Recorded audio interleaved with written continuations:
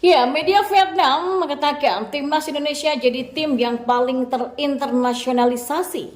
Informasi selanjutnya, starting 11 timnas Indonesia bisa full naturalisasi, PSSI kasih penjelasan.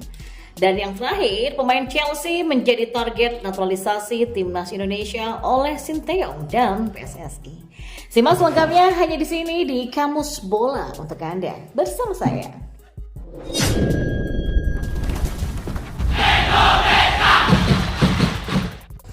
Ya, media Vietnam komentari 11 pemain keturunan timnas Indonesia untuk kualifikasi Piala Dunia 2026. Skuad Garuda diberi julukan baru.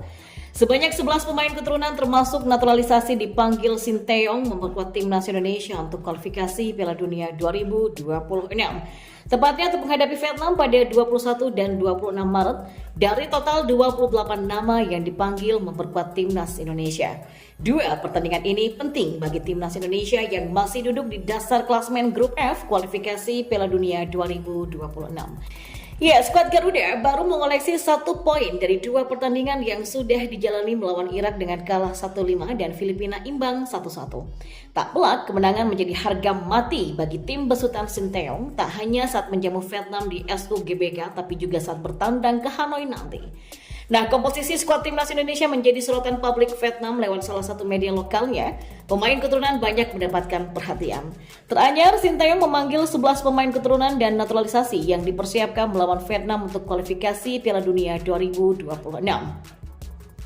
Hanya McLeod yang berstatus naturalisasi murni, 10 lainnya merupakan pemain keturunan termasuk 3 sosok proses naturalisasinya yang masih berjalan.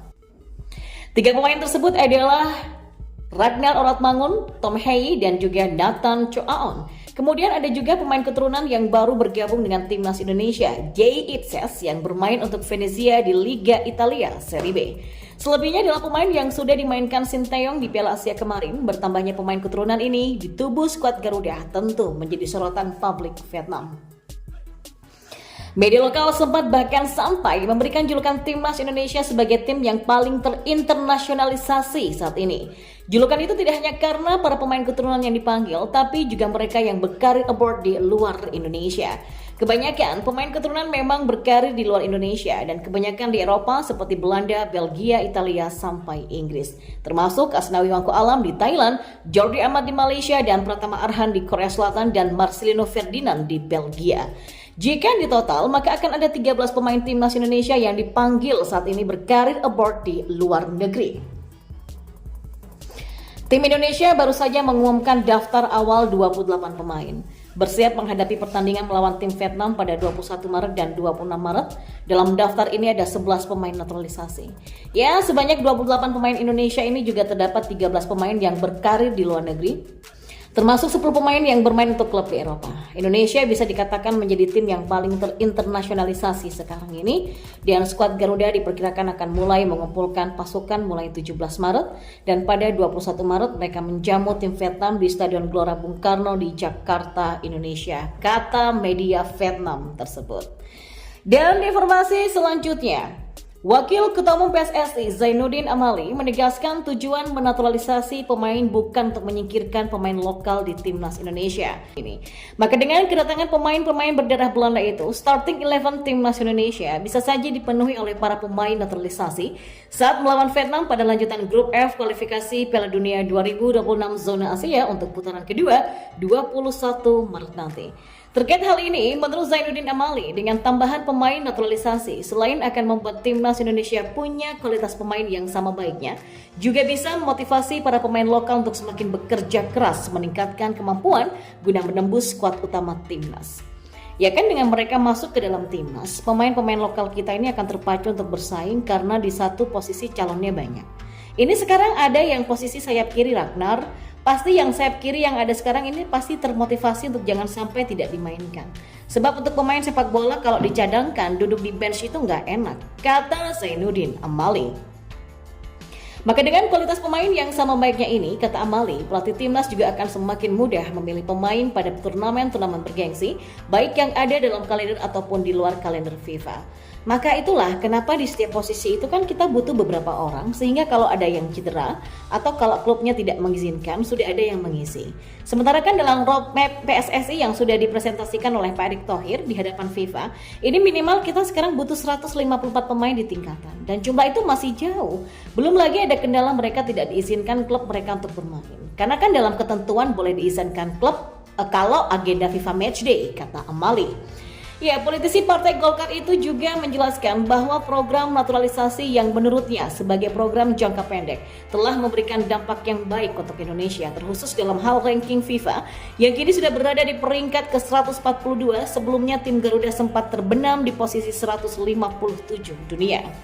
Waktu itu masih 157 dunia, maka dengan kita didukung saudara-saudara kita 7 orang, mereka ini berkontribusi positif yang mudah dilihat adalah perbaikan peringkat. Pungkas Zainuddin Amali. Dan kita beralih ke informasi bola yang lainnya. Sinteyong dan PSSI sedang mengejar naturalisasi pemain Chelsea dan Borussia Dortmund. Total ada 5 pemain keturunan Indonesia yang bermain sepak bola di kancah dunia dan liga besar Eropa untuk bergabung bersama timnas Indonesia. Namun hal itu terkendala karena adanya kualifikasi Euro U21 dan pertandingan uji coba. Lalu bagaimana dengan proyek naturalisasi Sinteyong dan PSSI? Bahkan pelatih asal Korea Selatan itu terbang langsung ke negara Eropa untuk melakukan pemantauan. Menurut aturan FIFA, para pemain klub sepak bola papan atas dunia ini masih berpeluang bergabung dengan timnas Indonesia di bawah asuhan Sinteyong. Dalam aturan FIFA, mereka yang baru main bersama tim kelompok umur masih bisa berpindah negara. Yang dilarang adalah sudah main lebih dari 3 kali di laga kompetitif dan sudah berusia di atas 21 tahun. Dan berikut adalah daftar nama 5 pemain sepak bola dunia yang menjadi incaran naturalisasi pelatih Sinteyong dan PSSI untuk bergabung dengan timnas Indonesia. Yang pertama, Ryan Flamingo yang berkarir di FC Utrecht. Yang kedua ada Milan Manhoef yang menimba ilmu di Stoke City yang juga masuk ke dalam skuad. Yang ketiga ada Ian Maatsen yang saat ini dipinjamkan Chelsea ke Borussia Dortmund. Yang keempat ada Danny van den Heuvel yang ada di Leeds United yang juga menjadi bagian Belanda U21. Dan yang kelima ada Niraiso Kasanwiryo asal klub SK Rapid Wina. Ya, meski masuk skuad Belanda U21, tapi tidak tertutup kemungkinan PSSI melakukan naturalisasi kepada para pemain itu. Kelima pemain sepak bola dunia yang punya darah Indonesia itu bergabung dalam timnas Belanda di bawah Federasi Sepak Bola Belanda atau KNVB. Pemain berdarah Indonesia ini masuk dalam 31 nama skuad yang dipersiapkan untuk tampil di kualifikasi Euro U21 dan pertandingan uji coba timnas Belanda U21 di bawah asuhan Michael Rezege.